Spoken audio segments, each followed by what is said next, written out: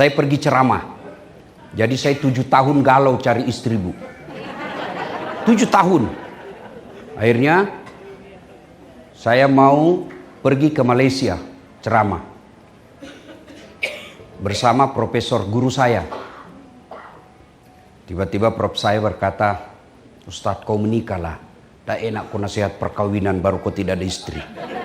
Saya bilang, ini orang tak sia juga prof, tidak harus mati dulu. Ya kan? Oke. Tapi masalahnya tidak ada ini, prof. Sudah. Kata profesor saya, ada sepupu saya hafal Quran di Gorontalo. Oh boleh, kasih kenal saya. Pulang dari Malaysia kita kenalan. Baik, pulang dari Malaysia saya lagi mengajar, tiba-tiba masuk SMS beliau. Belum ada WhatsApp waktu itu. Ustadz, kita pergi ke acara nikah massal. 40 pasang, Bu. Pergilah saya. Tidak ada undangan untuk ceramah. Saya hanya hadir untuk menemani profesor saya. Duduk saya, tiba-tiba bapaknya Ustadz Mutakhir sambutan, Ustadz Arif. Terima kasih kepada Ibu Haji Nadirah yang banyak membantu pesantren ini. Saya bisik profesor saya, Penny Haju namanya. Prof, siapa itu? Satu-satunya perempuan yang disebut ucapan terima kasih. Oh itu ibu yang banyak membantu pesantren. Itu ada anaknya di Gontor, hafal Quran. Wih, kasih kenal saya, Prof. Dia bilang, Prof, bagaimana sepupuku? Mana saja yang cepat, Prof.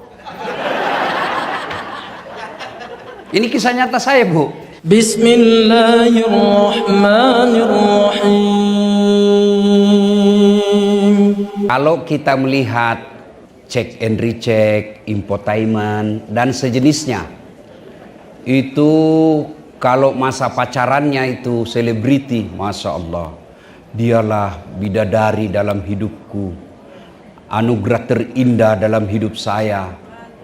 Ketika sudah menikah, Masya Allah, miliaran biayanya. Orang ikut dalam pesta itu sangat mewah dan meriah. Belum 2 tahun, sudah saling menghina lagi di medsos. Kenapa? Karena dia salah dalam membina rumah tangga. Biasanya anak-anak kita nikahkan, kamu cinta enggak? Cinta tidak cukup untuk berumah tangga. Sudah punya kerja enggak? Punya kerja tidak cukup untuk berumah tangga. Ya, harus punya ilmunya. Ilmu inilah yang kadangkala tidak disiapkan sebelum menikah. Ilmu minimal laki-laki, dia harus tahu bagaimana kondisinya perempuan kalau haid. Itu kalau perempuan kalau haid, jangan ajak ngomong. Diam aja. Kalau dia ngomel, diam. Biar dijelaskan, tidak masuk di akalnya. Apalagi kalau dia sudah bilang pokoknya, sudah diam aja lah kita ya. Nah itu mesti ditahu semua. Nah ibu bapak saudara-saudara sekalian, tujuan pernikahan itu sering kita ringkas samawa, sakinah, mawaddah, warahmah. Nah kita tidak tahu ini apa itu sakinah, apa itu warahmah. Samawa, sakinah. Sakinah secara harfiah, terjemahan bebasnya ketentraman jiwa. Tujuan pernikahan ketentraman jiwa. Jadi kalau dalam rumah tangga tidak ada ketentraman jiwa, tujuan pernikahan itu tidak tercapai. Dan pernikahan itu untuk mencapai ketentraman jiwa, 2 modalnya. Yaitu yang tadi sakinah, mawaddah, warahmah. Cinta dan kasih sayang. Cinta itu ibu identik dengan syahwat. Cinta itu identik dengan tubuh yang mulus. Maka tidak ada pernah kita dapati nenek-nenek cinta-cintaan. Tidak. Apa yang abadi adalah kasih sayang. Itu yang abadi. Kalau cinta itu pasti pudar. Maka dalam menikah, ini bagi adik-adik yang belum menikah, itu kata Nabi, nikahilah seseorang karena 4 perkara. Yang pertama, lihatlah kecantikannya. Li jamaliha, lihat cantiknya. Cantik ini penting, tapi tidak boleh prioritas. Kenapa? Cantik ada batasnya. Cantik itu temporer, ada waktunya. Bapak-bapak, Pak, yang sudah 65 tahun, istrinya 60 tahun, cantik mana istri Bapak 40 tahun yang lalu dengan sekarang? Bohong Bapak kalau katakan sama. Pasti karena Bapak takut sama istri. Bohong Pak. Ya, pasti. Jadi perlu itu cantik. Kenapa? Dia hampir 24 jam depan kita. Bangun dia lagi. Mau tidur dia lagi. Pulang kantor dia lagi. Sarapan dia lagi. Hampir 24 jam depan kita. Jadi kalau jelek pasti cepat bosan. Cantik tidak boleh jadi prioritas. Kenapa? Cantik ada batasnya. Yang kedua, cantik itu subjektif. Menurut Bapak cantik, menurut saya belum tentu. Ya kan? Ada laki-laki yang senang hitam-hitam. Ada laki-laki yang senang yang putih. Ada perempuan yang senang yang sawo matang. Ada yang senang yang putih bersih. Ya, maka subjektif. Yang kedua kata Nabi, nikahilah dia karena keturunannya. Penting cari keturunan, tapi tidak boleh prioritas. Orang Jawa katakan, lihat bebet, bibit, popotnya. Ya kan? Tapi tidak boleh jadi pertimbangan utama. Kenapa? Ada orang bapaknya Nabi, anaknya jadi pengkhianat. Nabi Nuh. Ya kan? Ada orang bapaknya pengkhianat, anaknya jadi nabi. Nabi Ibrahim. Iya toh? Penting lihat siapa bapak ibunya, tapi tidak boleh prioritas. Yang ketiga, pilihlah karena kekayaannya. Kaya penting, tapi tidak boleh prioritas. Kaya dia Ustadz. Sampai generasi ke-7 dia tidak akan miskin. Masalahnya dia generasi ke-8. Ya. Maka kaya penting, tidak boleh prioritas. Kenapa? Bisa jadi tahun ini kaya, tiba-tiba bangkrut. Yang keempat, kata Nabi, lidiniha, lihat agamanya. Mahasiswa saya tanya, Ustadz, kenapa agama nomor 4? Mestinya dia nomor 1. Oh, ada dalam bahasa hadis. Betul nomor 4, tapi dia tidak titik di situ. Koma, ada penegasannya. Koma, stabilo, cetak miring, bold, garis bawah. Itu kalau diketik. Kata Nabi, utamakan agamanya, karena dengan agama kau akan dapat semuanya. Untuk mendapat keempat-empatnya, Bu, makhluk langka. Dialah cantik, keturunan baik-baik, kaya pula, bagus pula agamanya. 100 perempuan belum tentu ada 2 orang di antaranya. 100 laki-laki belum tentu ada 1. Kalau ibu tahu ada di Amerika makhluk seperti ini, tunjukkan saya. Saya juga masih mau. Yang banyak kan cantik, tapi akhlaknya kesurupan. Ada lagi akhlaknya bagus, mukanya hancur. Ada lagi kaya, cantik, otaknya yang heng. Iya kan? Maka itulah sebabnya Nabi katakan, utamakan agamanya. Kalau dia miskin, dengan akhlak mulianya tertutup kemiskinannya. Kalau dia jelek, dengan agamanya yang baik akan menutup kekurangan wajahnya. Paling sial, sudahlah jelek, miskin, keturunan orang jahat, tidak bagus lagi agamanya. Memangnya waktu milih merem. Nah, ibu bapak saudara-saudara sekalian, ini modal. Nah, yang banyak jadi masalah sekarang, kenapa rumah tangga banyak yang tidak saling menghormati? Setelah banyak orang curhat sama saya bu hampir tiap hari curhat, bu. Banyak sekali orang curhat rumah tangga. Setelah saya pelajari dan survei, salah satu sebabnya karena pacaran. 4 tahun pacaran. Selama 4 tahun pasti ada saling berkhianat. Karena berkhianat, bohong dan lain sebagainya, saling memaki. Kenapa? Tidak ada saling menghormati, tidak ada ikatan. Kebiasaan itu yang 4 tahun saling bohong, saling hina, saling maki, itu yang lanjut setelah menikah. Ada tidak rumah tangga yang tidak pacaran? Banyak. Orang tua dulu tidak ada itu pacar-pacaran. Ketemu bapaknya, sudah besar anakmu ya? Oh iya, anakku juga sudah gadis, sudah atur nikah. Bahagia. Ada, saya.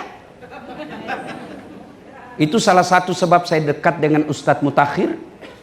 Karena istri saya dapat di pondok beliau, pengajiannya. Saya pergi ceramah. Jadi saya 7 tahun galau cari istri, bu.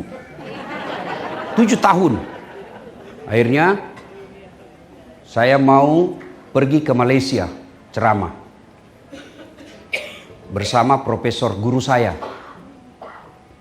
Tiba-tiba prof saya berkata, Ustadz, kau menikahlah. Tak enak kau nasihat perkawinan baru kau tidak ada istri.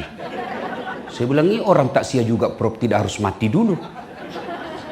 Ya kan? Oke. Tapi masalahnya tidak ada ini prof. Sudah, kata profesor saya, ada sepupu saya hafal Quran di Gorontalo. Oh boleh, kasih kenal saya. Pulang dari Malaysia kita kenalan. Baik, pulang dari Malaysia saya lagi mengajar, tiba-tiba masuk SMS beliau. Belum ada WhatsApp waktu itu. Ustadz, kita pergi ke acara nikah massal. 40 pasang, bu. Pergilah saya. Tidak ada undangan untuk ceramah. Saya hanya hadir untuk menemani profesor saya. Duduk saya, tiba-tiba bapaknya Ustadz Mutakhir sambutan, Ustadz Arif. Terima kasih kepada Ibu Haji Nadirah yang banyak membantu pesantren ini. Saya bisik profesor saya, Penny Haju namanya. Prof, siapa itu? Satu-satunya perempuan yang disebut ucapan terima kasih. Oh, itu ibu yang banyak membantu pesantren. Itu ada anaknya di Gontor, hafal Quran. Kasih kenal saya, Prof. Dia bilang, Prof, bagaimana sepupuku? Mana saja yang cepat, Prof. Ini kisah nyata saya, bu. Ya, sudah, saya kenalan sama itu ibu. Hari Sabtu, hari Ahad. Jumat, saya khotbah Jumat bahas tentang kecemasan dalam hidup, sangka buruk kepada Allah. Selesai sholat sunnah ba'da Jumat, saya merenung, saya kena ceramah saya ini. Sudah, saya putuskan pergi melamar. Saya telepon ibu saya, Mak, melok kalau letu, saya mau pergi melamar. Nikah? Siapa? Ada, penghafal Quran ini. Napuji moko kah? Dia suka kamu kah? Makanya mama doakan saya. Ilo doangan nak, bukanlah. Pergilah saya bilang sama sopir saya, kau tahu Limbung? Tahu, kita ke sana. Sampailah saya di sana. Begitu saya masuk rumahnya, saya naik ke lantai 4, saya ceritakan, Bu, bolehkah saya cerita rahasia? Padahal baru pertama saya ketemu di acara itu. Itu ibu yang jadi mertua saya sekarang. Kenapa? Ada rahasia ini, Bu. Saya malu kalau ditolak kan? Ya kalau cuma berdua hanya dia yang tahu. Ceritalah saya berdua. Sudah cerita siapa saya, cerita-cerita. Lalu saya sampaikan, waktu itu belum ada YouTube saya. Belum ada akun saya. Bu, saya dengar Ibu Haji ada anaknya di Gontor 2 penghafal Quran. Oh iya, ada itu anak saya. Alhamdulillah. Langsung saya bilang, Bu, saya ini niat Ibu Haji, saya mau lamar anaknya Ibu. Oh. Apa kata Ibu itu? Alhamdulillah, doa saya ketika umroh diijabah Allah. Memang ketika saya umroh saya berniat berdoa di depan Baitullah. Ya Allah, kalau ada orang yang suka anak saya dan baik agamanya, saya terima. Langsung dalam hati saya, aman. Ya, bagus agama ya, saya merasa baiklah agama saya ini. Karena saya penceramah. Kalau dibilang baik kerjanya, saya mundur. Lalu dia bilang, cuma anak saya ada 2, Ustadz. Yang mana? Saya bilang, terserah Ibu yang mana. Cuma kalau saya tidak ada masalah Ustadz. Cuma kan saya ibunya, masih ada bapaknya ada di Singapura. Saya bilang, jadi bagaimana? Tenang Ustadz, soal bapaknya saya punya urusan. Dalam hatiku masuk gigi 2. Ya kan? Sudah aman situ. Udahlah. Lalu dia bilang, Ustadz, lihat dulu anak saya. Lihat dulu. Saya bilang, enggak usah Ibu. Kenapa? Nanti Ustadz tidak suka. Enggak usah Ibu. Kenapa saya tidak perlu lihat? Karena saya lihat fotonya bapaknya gagah.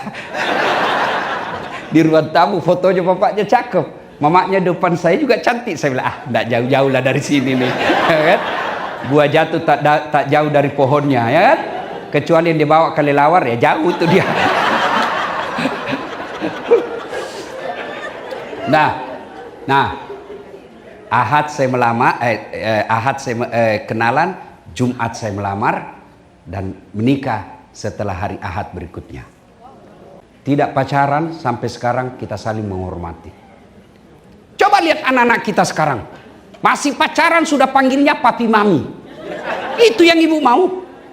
Nah, Ibu bapak, saudara-saudara sekalian, istri saya itu Bu, Allah karim. Saya hebat begini bukan karena saya hebat, karena istri saya. Mana bisa kita ceramah kalau istri kita teror? Mana bisa saya ceramah begini, begitu 5 menit sebelum tampil dia menelpon, pulang kau. Pulang. Pulang. Kenapa? Kesetrum istri anakmu. Itulah fungsinya istri, memberikan ketentraman jiwa.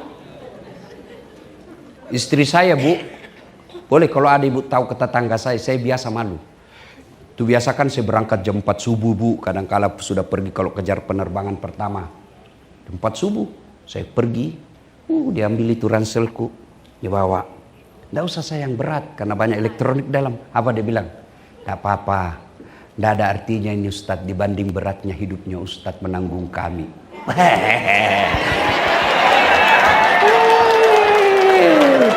Masya Allah. Saya naik mobil, itu pasti dia cium dulu tanganku. Sudah itu dia cium jidatku. Sudah itu mata kiri lagi, mata kanan lagi. Ini agak lama. Allah karim.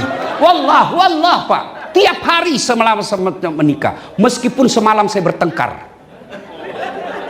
Pasti itu. Biasa saya malu-malu sama tetangga, sama sopirku. Sudah itu cukup? Tidak. Dia usap dada saya. Lalu dia bilang, Ustadz, ridhoi saya. Meskipun semalam saya bertengkar. Bohong saya kalau tidak pernah bertengkar. Pernah juga. Tapi ketika saya mau pergi, hilang itu rasa pertengkaran. Kenapa? Belum tentu saya bisa hidup kembali ke rumah. Ustadz, ridhoi saya. Ridhoi saya. Dia tidak akan tutup pintu mobil sebelum saya bilang, iya, saya ridhoi kau sayang. Lalu dia bilang, ku lepas di kau pahlawan. Ini tambah-tambah saja ini mudah. Masya Allah. Jadi Bu, rezeki suami itu tergantung ketentraman jiwanya. Gimana suamimu cari tenang dengan cari nafkah kalau kamu tidak memberi ketentraman jiwa? Ketentraman jiwa itu bukan skincare. Enggak. Ketentraman jiwa itu akhlak yang baik. Akhlak yang baik. Tidak mungkin. Apa itu? Kamu mau jaga suamimu 24 jam. Tidak mungkin. Kau periksa HP-nya. Untuk apa? Ini yang selalu menjadi pertengkaran dalam rumah tangga, handphone. Tidak semua harus kau tahu itu rahasianya suamimu. Yang penting kamu dinafkahi dan dia tidak berkhianat. Saya kasih handphone saya sama istri saya. Ini handphone saya. Bu, dengar ini bu, yang suka periksa handphonenya suami. Untuk apa?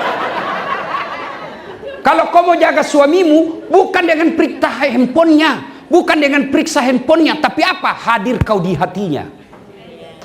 Gimana kau hadir di hatinya kalau kau tidak hormati orang tuanya? Gimana kau hadir di hatinya kalau kau kasar ngomong? Gimana kau hadir di hatinya kalau anaknya kau tidak urus? Saya mewakili perasaan laki-laki dan pasti semua sama. Bu, ibu mau tahu enggak ketentraman jiwa seorang suami? Dia pergi cari nafkah, masuk WhatsApp istrinya. Bang, ini saya lagi ngajar hafalan Quran. Anak kita, alhamdulillah, ini si bungsu sudah Iqra 2. Itu suamimu dalam hatinya, enggak rugi saya menakit cari nafkah. Biar saya setengah mati cari nafkah, ternyata istriku baik. Bagaimana suamimu mau tentram jiwanya telepon? Di mana kau? Salon. Di mana kau? Di mall. Di mana kau? Lagi jogging. Di mana kau? Banyak sekali tanya-tanya ini. Pulang di rumah, mestinya sudah siap makanannya, tidak kau siapkan. Jangan marah ya bu, jangan marah. Ini gunanya dakwah. Supaya ada perubahan di antara kita. Kalau orang kaya, mewah rumahnya, apa aja bisa dibeli, tiap hari bertengkar, paling tidak hartanya tertukupi. Lalu kita cuma jauh, kerja juga ala kadarnya, gaji hanya untuk operasional sehari-hari, bertengkar tiap hari. Kapan kau bahagia? Yang herannya lagi bertengkar, hamil lagi.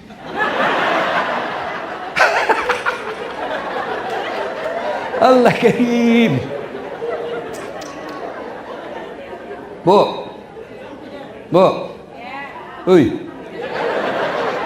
Ibu mau jadi istri soleha? Catat, jadikan status. Renah. R-E-N-A-H. Renah. Sampai jam berapa ini Ustaz? Sampai jam 12 pas kata Jumatan. Jam 2. Ibu bisa? Betul. Saya tidak bisa. Bu, apa ibu? Apa? Rena. R-E-N-A-H. Rena. Rena. 1, ramah. Tutur kata yang lembut. Sopan santun bicara. Kalau suamimu datang, sopan santunlah menyambutnya. Assalamualaikum kakandaku Arjunaku. Masya Allah.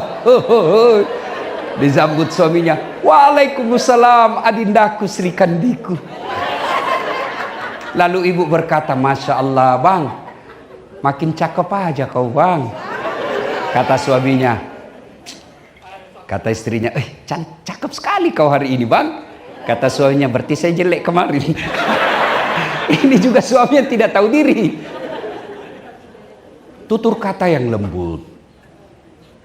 Ada juga perempuan, makin ada temannya suaminya, makin dia tunjukkan kekasarannya.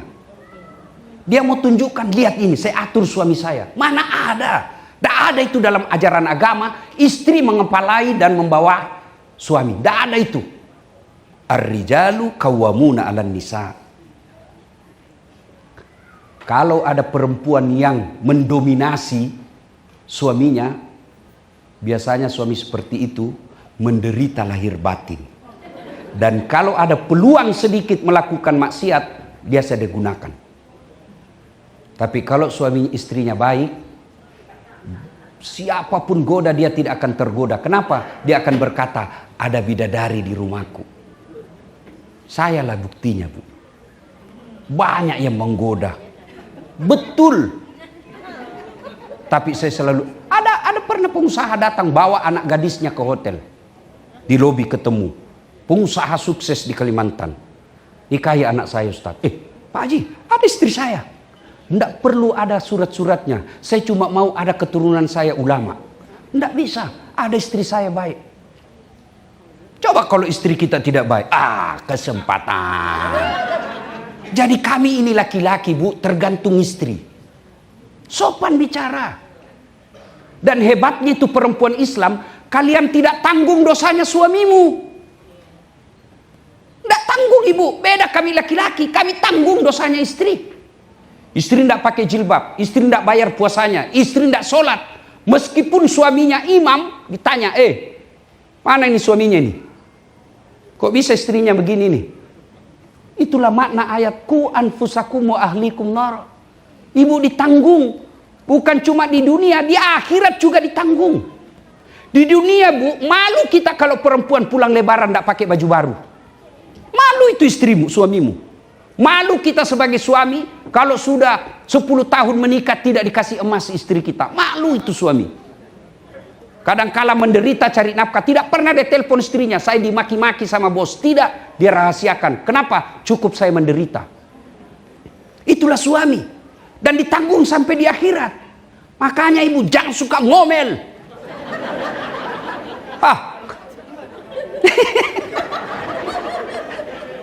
Bu, Rena, Rama. Cuma Masya Allah. Kalau istri sopan bicara, Bu, coba lihat itu kalau kita naik pesawat. Waduh, pramugari itu memang Masya Allah. Assalamualaikum Pak, selamat pagi Pak. Ini kami siapkan ada minuman. Mau minuman apa? Yang hangat atau es atau jus? Sudah itu dikasih mau kopi. Kopinya Pak pakai gula atau tidak? Gulanya rendah kalori atau gimana? Dan dikasihnya kita Pak dengan 2 tangan. Suamimu naik pesawat pelayanan bisnis kelas. Sampai di rumah pelayanan kelas ekonomi. Ya. Minimal kalau kita tidak bisa bahagiakan suami dengan kecantikan wajah kita, perbaiki akhlak. Akhlak itu tutur kata yang lembut. Betul Pak? Betul Pak? Dengar itu. Tutur kata ramah.